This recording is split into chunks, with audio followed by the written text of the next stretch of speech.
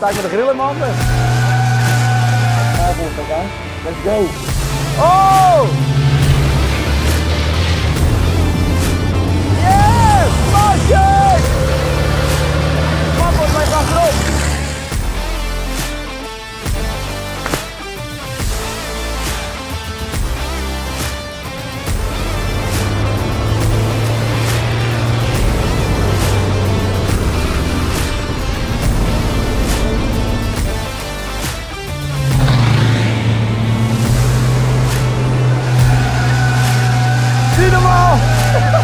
Helemaal rond gewoon.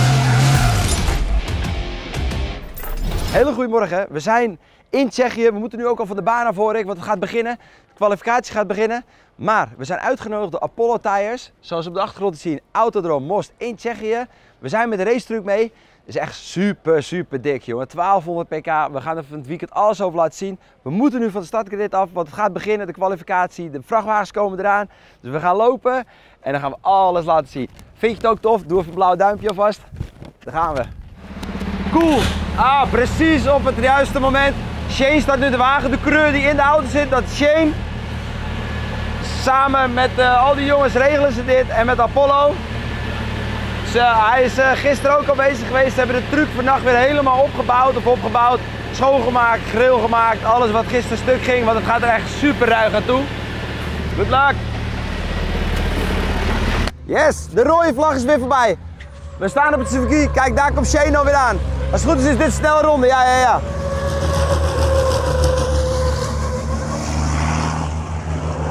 Lekker hoor, het is echt bruut geweld. De kwalificatie is nu bezig, was net dus een rode vlag, ze zijn weer herstart. Maar er zit een window op die banden. Dus gisteren hebben we al uitgelegd gekregen van Shane dat die banden die zitten niet in de bandenwarmers. En die hebben maar 2 of 3 goede rondjes. Dus dan in precies die rondjes moet je je tijd goed neer kunnen zetten. Nu is dus een gewone kwalificatie bezig en zometeen heb je de Superpole. Gisteren ging het niet helemaal lekker, remmomentje, fout remmomentje op het rechte stuk. Op een 10e na de Superpole gemist. Dus je hebt eerst de gewone kwalificatie. Dat zijn er 14 trucks totaal. Dan vallen er eigenlijk maar 4 af. En dan gaan die nog een keer Superpole rijden voor de eerste 10 plaatsen. Dus het is gewoon quali 1 en quali 2, maar dat noemen ze hier Superpole. Nou, ik heb jullie net verteld dat er een rode vlag was. Hier komt de oorzaak van de rode vlag. Die is er waarschijnlijk achter op het circuit vanaf gegaan. Dikke Scania er trouwens voor. Oh ja, die mist de hele voorkant. Ik weet niet, misschien heb je wel een beukje gehad. We zagen het net op de livestream dat hij eraf was gegaan. Oh kijk, daar is zijn bumper ook op die andere oprijwagen. Ja, dat kan gewoon gebeuren. Ze rijden echt op de limit. En je zal zien ook in de race dat ze gewoon tegen elkaar aan zitten, in de bochten te beuken. We gaan zo meteen echt een mooie spot uitzoeken. We staan op de start-finish. Kwalificaties vanmorgen geweest. Shane heeft het net niet helemaal gehaald, want het was nieuwe banden vanmorgen eronder gezet. En die banden kreeg hij net niet lekker op temperatuur of op snelheid. Of ik weet het niet wat er is gebeurd. Hij kwam 1,5 seconde te laat. Alle auto's die komen nu op de startgrid. Wij gaan zo meteen naar Shane toe lopen en dan gaan we even horen hoe het gaat. Of hij er klaar voor is en of hij een beetje zenuwachtig is. We gaan die kant op. We staan bij de auto. De laatste check worden nu gedaan. Zoals bijvoorbeeld de organisatie die controleert of dezelfde banden nog steeds onder de auto zitten. Er zitten chips in die banden. De organisatie komt met een scanapparaat en die hoort dan pliep. En dan hebben ze de banden gescand. Dus je mag niet wisselen van de kwalificatie. Dus dezelfde banden als de kwalificatie moeten eronder zitten. Was niet helemaal lekker gegaan. Dus ik hoop wel dat nu de juiste temperatuur, de juiste druk op de banden staan. Dat hebben ze dus ook allemaal gecheckt. Want net de laatste monteurs die checken dus hoeveel druk er in de banden zit van de opwarmronde. Op het moment dat je gaat rijden wordt die band warm en dan gaat de druk omhoog. Maar die druk die mag niet te hoog zijn, maar ook vooral niet te laag. Want dan krijg je minder grip of je gaat juist meer glijden over de baan als het band te hard wordt. Oké, we staan nu bij Shane. Staat op de startopstelling. Shane, what do you think? What is your feeling? Yeah, I've got a good feeling. We're gonna have a good start and try and pick some off on the start.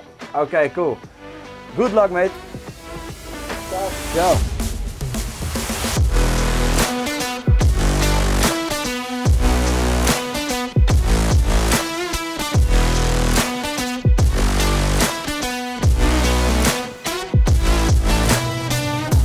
Ah, een goede start! Oh! Oké!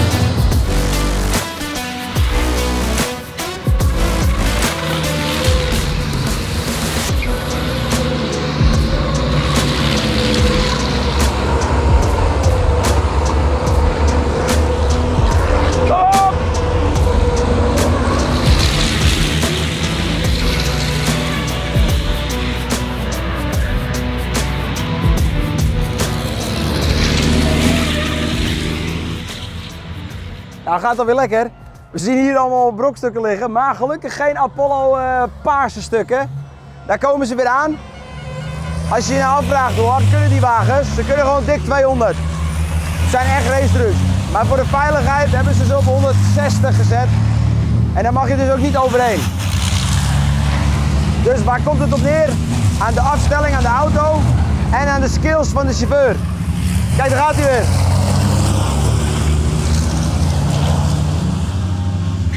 Yes! Come on, Shane! Woo!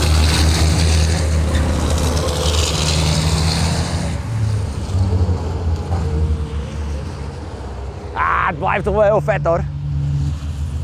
Waar je normaal gesproken die vrachtwagens alleen maar met 80, 85 over de snelweg zien gaan. Dikke vracht erin, zwaar beladen, mooi tuffen. Zie je ze hier ook echt volle bak gaan, joh.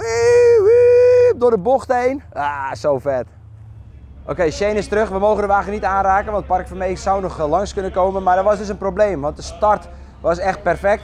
Maar voor de start voelde Shane al dat de remmen die waren niet goed, die bleven hangen. Dus op het moment dat hij soms aankwam blokkeerden ze of bleven ze hangen de remmen. Daardoor kon hij de plaats niet vasthouden. Dus hij lag na de eerste bocht 8-9. Helaas, dus het is nu 11-12 geworden door het probleem van de remmen. You're gonna fix the problem and next race better. I hope so. We're gonna put the gauges on and do some identification, Yeah. bit of work and try and find out why the pedal keeps changing. Nou, hartstikke mooi. Nu ze aan het sleutelen zijn, hebben wij even de gelegenheid om wat te laten zien. Want anders moet je door het gaas heen filmen. De grill is gewoon los. Echt zo'n racegrill die erin zit. Maar normaal gesproken, in een gewone vrachtwagen, daarom heb je deze holling. En heb je een motortunnel in je vrachtwagen. Met mijn auto heb je bijvoorbeeld een vlakke vloer. Als de auto wat lager is, heb je een motortunnel dat hier de motor hangt. Maar nu is het bij die racetruck, dat ligt de motor achterin. Ligt tussen het chassis, heb je ook een kortere aandrijflijn. Maar omdat ze dus nu hier zo'n groot gat hebben, hebben ze hier de radiateur gemaakt. Kunnen we nu even mooi zien. Radiateur en intercooler. En hebben ze ook nog een extraatje om extra te koelen. Dit is een soort van besprenkeling. Dit is gewoon een heel systeem om water te geven. En dan sprenkelt dat over die radiateur en intercooler, waardoor die extra koeling krijgt. Want die motor moet natuurlijk gewoon extra gekoeld worden, waardoor die sneller is. Zodoende. Dus sta ik met de grill in mijn handen.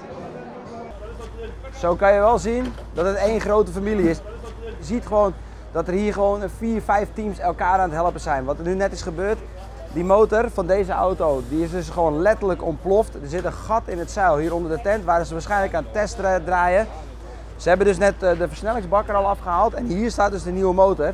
Dat kunnen ze ook allemaal weer lenen van andere teams, want onze motor van Apollo, die hebben ze dus ook alweer aan een ander team gegeven. Dus ze helpen elkaar allemaal. En als je ook aan de verschillende soorten kleding kijkt, er zijn allemaal verschillende soorten teams nu elkaar aan het helpen om te kunnen zorgen dat deze auto straks gewoon weer rijdt met de laatste race.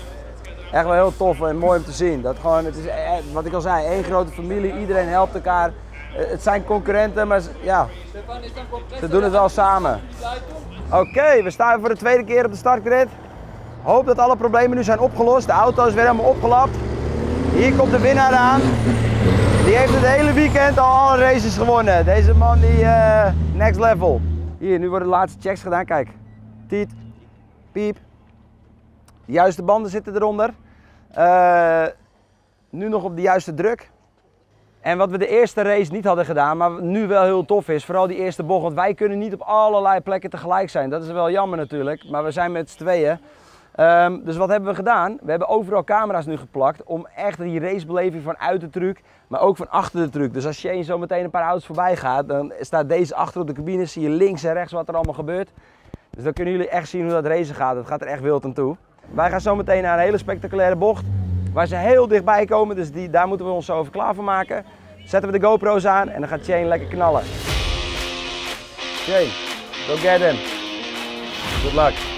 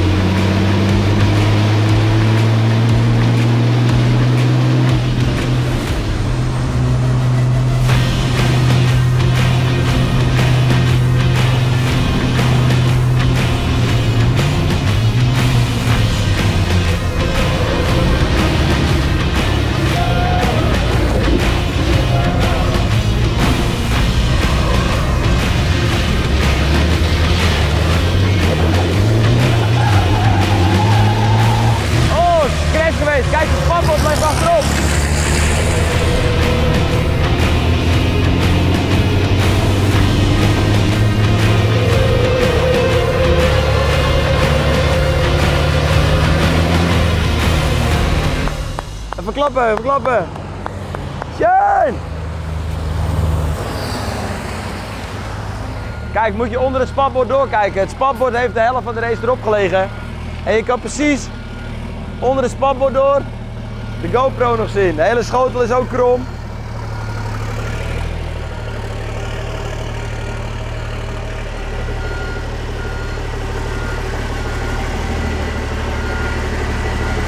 Dan zullen jullie denken, Apollo tires, hoezo rijdt hij dan met Goodyears? Nou, dat is eigenlijk hetzelfde als met de Formule 1. Je moet dus allemaal, om het gelijk te houden, op dezelfde banden starten. Want kijk, als zij natuurlijk op die Apollo tire weggaan, dat is oneerlijk, want dan pakken ze alles. Het is veel sneller.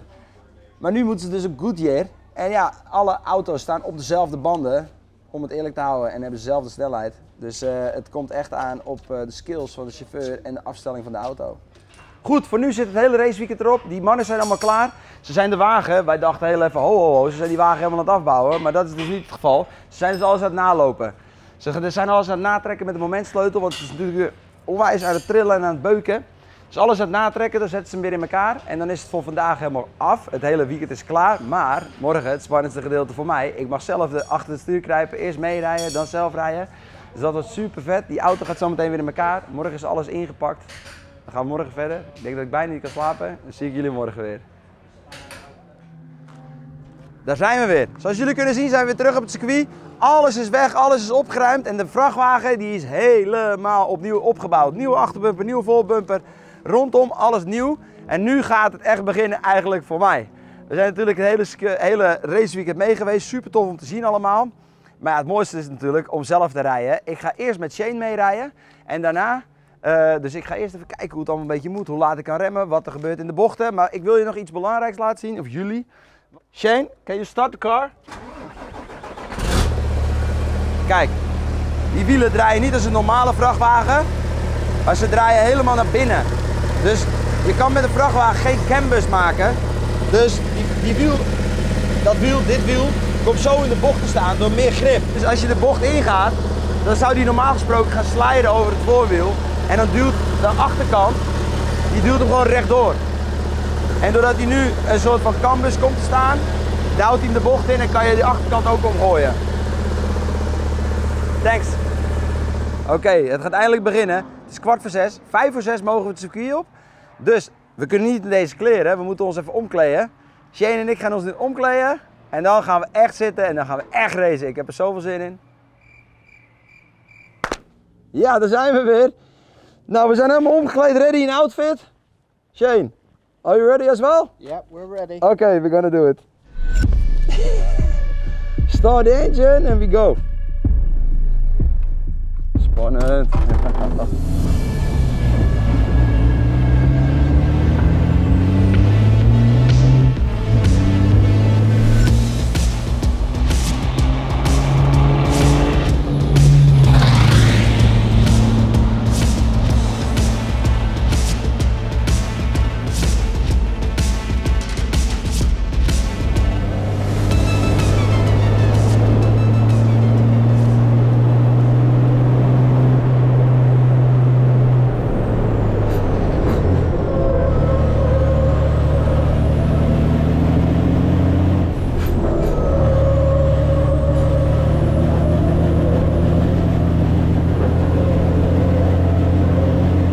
Heftig. Het was echt super dik om ernaast te zitten. We hebben dus ook snelste rondetijd. Gisteren was 2 minuten 3,5 voor Shane.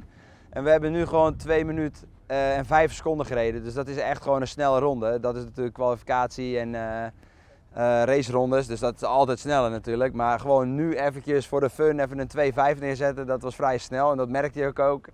Dik te driften, jongen, in sommige bochten. Dus ik ben heel benieuwd hoe ik dat nu ga doen. En of ik dan niet denk van, oh, dit is op het randje, dat kan niet. Want ik wil hem natuurlijk wel een beetje aanzetten ook. Oké, ik ga dus nu achter het stuur zitten. En we gaan het allemaal proberen. Ik heb mijn helm af, want er zit geen airconditioning in. Het is alleen de rijwind die je binnenkrijgt. Dus het is bloed en bloedheet in die racetruck.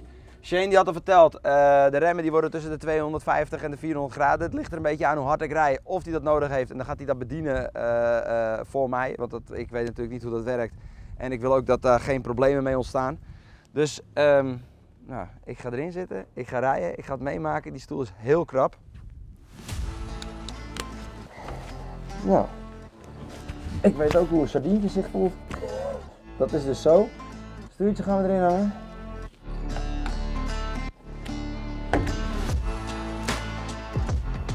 Ja, het is best wel spannend, maar ik heb er echt hartstikke veel zin in.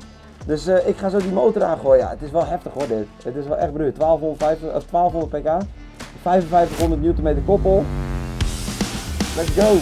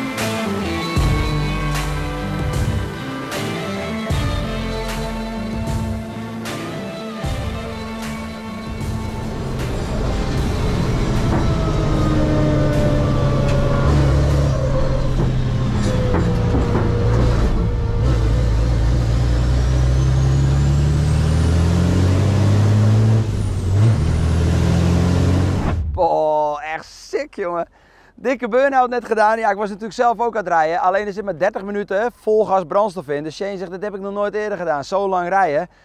Maar goed, het gevoel bijvoorbeeld met een autorace, dat doe ik ook wel eens. En dan ga je voor de bocht terugschakelen. Maar deze heeft zoveel power, zoveel kracht dat het niet nodig is. Dus Shane zegt, ja, je had hem gewoon in zijn 8 moeten laten. Dus ik deed hem af en toe te hoog. Dus dan heeft hij te veel torque.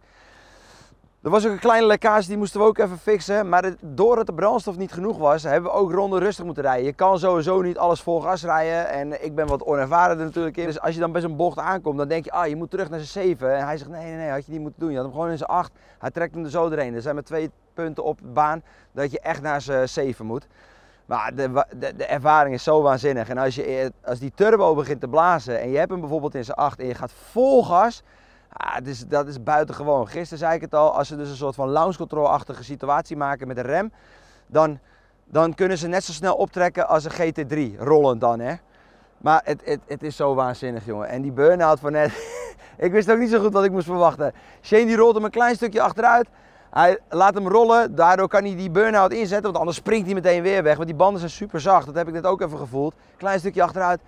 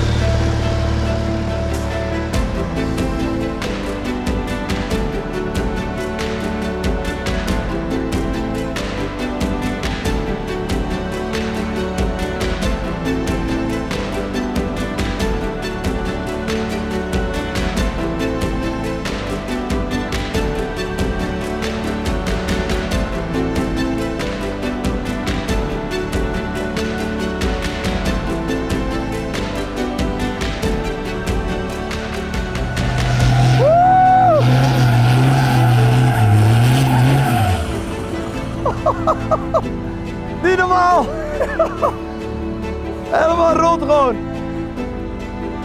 Zo vet. Oh mijn god. Wel lijp hoor.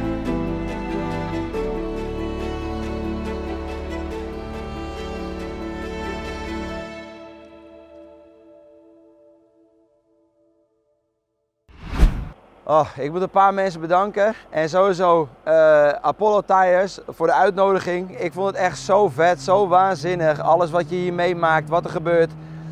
Ja, onwijs bedankt daarvoor. Shane, thank you for everything and the learning lessons.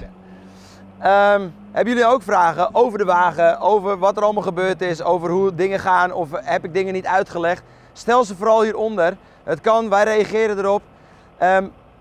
Wil je nog meer van dit soort dingen zien? Laat het ook weten, want dat is ook altijd goed. Misschien gaan we dat nog wel een keer doen. Ja, ik heb zo waanzinnig genoten. Als jullie er ook van genoten hebben, doe een blauw duimpje omhoog. En dan zie ik jullie de volgende keer weer bij een nieuwe Knippe Kuipers on Tour. Thanks, bye.